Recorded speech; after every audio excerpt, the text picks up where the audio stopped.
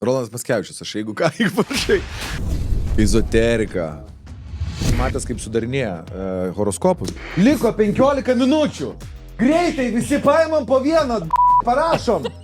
Greitai, dvynius, košeragį, greitai. Nu, priduot reikia už 10 minučių. Viską, kas buvo. Tai va čia yra horoskopų sudarymai.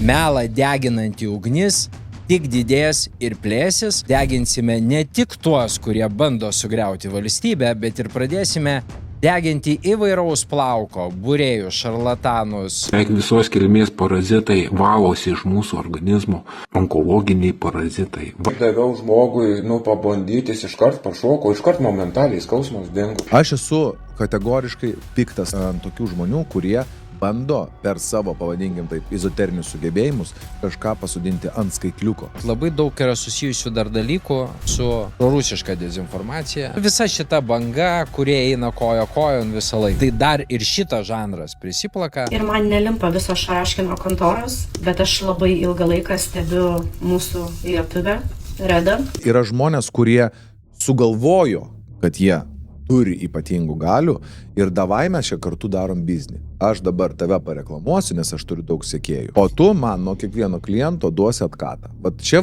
aš išvelgiu sistemingą melagystę. Tai tas Saturno bei Neptūno sąjunga. Avino žvaigždynė, pabrėžiu, Avino žvaigždynė. Nesugalvokite iš namų išnešti šiukšlio.